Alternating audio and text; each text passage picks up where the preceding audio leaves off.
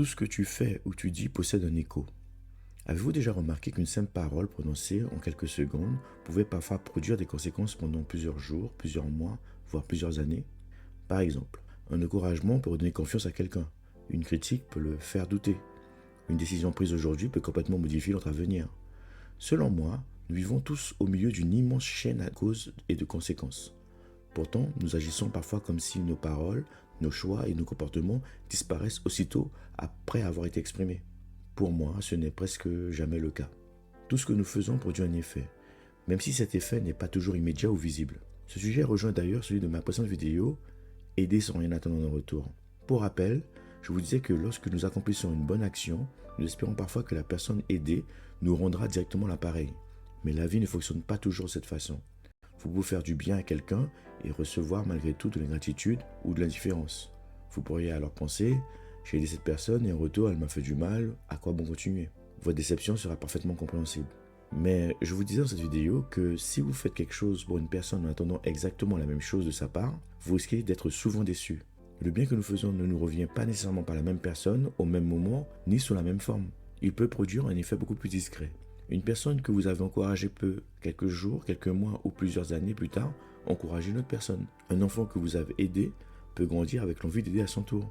Une parole bienveillante peut modifier une décision dont vous ne connaîtrez jamais les conséquences. L'effet existe parfois sans que nous puissions le voir. Vers l'âge de 18-19 ans, j'avais pris la mauvaise habitude de me moquer d'une personne.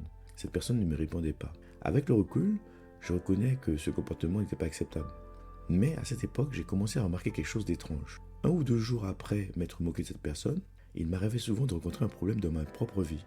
Au début, je ne prêtais pas attention à ça. Puis un jour, je me suis dit, à chaque fois que je me moque de cette personne, quelque chose de désagréable semble m'arriver. Alors, est-ce que mes paroles provoquaient réellement ces événements? Je ne peux pas l'affirmer, malheureusement. Il pouvait s'agir de coïncidences. Il est également possible qu'après avoir mal agi, je sois devenu plus attentif aux événements négatifs qui m'arrivaient. Mais cette observation a tout de même provoqué quelque chose d'important. Elle m'a obligé à réfléchir à mon comportement. J'ai compris que mes paroles avaient déjà une conséquence certaine. Elles pouvaient blesser une personne. Et cela suffit pour que je décide de changer, bien sûr. Le plus intéressant, c'est que j'ai également eu l'impression d'observer le phénomène inverse. Lorsque je faisais du bien, lorsque j'encourageais quelqu'un ou lorsque j'essayais d'une manière plus positive, j'avais le sentiment que des choses positives se produisaient également dans ma vie. C'est peut-être parce que les bonnes actions améliorent nos relations, peut-être parce qu'en étant plus positif, nous remarquons davantage les occasions qui se présentent à nous, peut-être aussi parce que notre comportement donne aux autres l'envie de mieux agir envers nous. Certaines personnes appellent ça le karma, d'autres appellent ça Dieu, l'univers, la loi d'attraction ou simplement les conséquences naturelles de notre comportement. Pour être franc avec vous, je suis incapable de vous dire avec certitude ce que ça cache réellement. En revanche, je suis convaincu d'une chose. Notre manière d'agir influence notre vie et celle des personnes qui nous entourent. Je ne suis pas un saint. Il m'arrive encore de trébucher dans ma manière de vivre, de parler ou de réagir. Mais avec le temps, nous pouvons apprendre de nos erreurs. Nous pouvons comprendre qu'une parole agressive entraîne souvent une autre parole agressive. Comme dit l'expression, la haine attire la haine. On peut aussi comprendre qu'un mensonge affaiblit la confiance, qu'un manque de respect abîme une relation, qu'un encouragement peut redonner confiance, qu'un sourire peut apaiser une personne et qu'une bonne action peut aussi inspirer une autre personne. Cette relation de cause à effet se retrouve également dans de nombreux parcours célèbres. Prenons l'exemple de Albert Einstein. Ses recherches sur la relativité ont profondément transformé notre compréhension de l'espace, du temps et de la physique. La cause, ce sont des années de réflexion, de recherche et de remise en question des théories existantes. L'effet, c'est une nouvelle manière de comprendre l'univers qui a influencé durablement les sciences modernes. Prenons ensuite l'exemple de Martin Luther King Jr.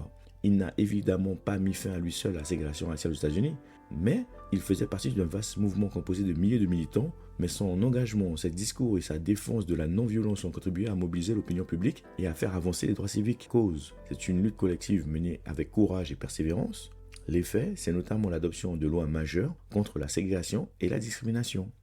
Steve Jobs constitue un autre exemple. Son exigence, sa vision et le travail de nombreuses équipes d'Apple ont participé à la création de produits comme l'iPod, l'iPhone et l'iPad. La cause n'est donc pas le talent d'un seul homme, mais la rencontre entre une vision, des compétences, des moyens et un immense travail collectif. L'effet, c'est une transformation profonde de notre manière d'écouter de la musique, de communiquer et d'utiliser la technologie. Et enfin, Malala Yousafzai a choisi de défendre le droit des filles à l'éducation, malgré les menaces et l'attentat dont elle était victime. Son courage n'a pas résolu à lui seul le problème de la scolarisation des filles dans le monde, mais sa parole a attiré l'attention internationale sur cette injustice et inspiré des millions de personnes. À travers le Malala Fund, son engagement continue également de soutenir des actions en faveur de l'éducation. Ces 5 exemples nous enseignent quelque chose d'important. Les grands changements ne reposent presque jamais sur une seule cause. Ils apparaissent généralement lorsqu'une action entraîne une autre, puis une autre encore. Une idée inspire une personne, cette personne rejoint un mouvement, ce mouvement influence la société, et la société finit parfois par changer. Nous ne maîtrisons pas toutes les conséquences de nos actes. Une bonne action ne garantit pas qu'il nous arrivera quelque chose de bien dès le lendemain. Et une mauvaise action ne provoquera pas forcément une punition immédiate. La relation de cause à effet est souvent plus complexe que cela. Mais nous pouvons maîtriser la cause que nous décidons de créer aujourd'hui, c'est-à-dire nos paroles, nos choix, nos habitudes et notre manière de traiter les autres. Alors avant de parler ou d'agir, posons-nous une question simple. Si mon comportement produisait un écho, quel écho voudrais-je entendre revenir vers moi? Car nous ne pouvons toujours pas choisir ce que la vie nous renverra, mais nous pouvons choisir ce que nous envoyons dans la vie. Si vous deviez retenir qu'une seule phrase de cette vidéo, ce serait celle-ci. Nous ne contrôlons pas toujours les conséquences de nos actions, mais nous sommes responsables des causes que nous créons. Merci d'avoir regardé cette petite vidéo. Si ça vous a plu, mettez un petit like et abonnez-vous. On se retrouve très bientôt pour le prochain thème. Prenez soin de vous.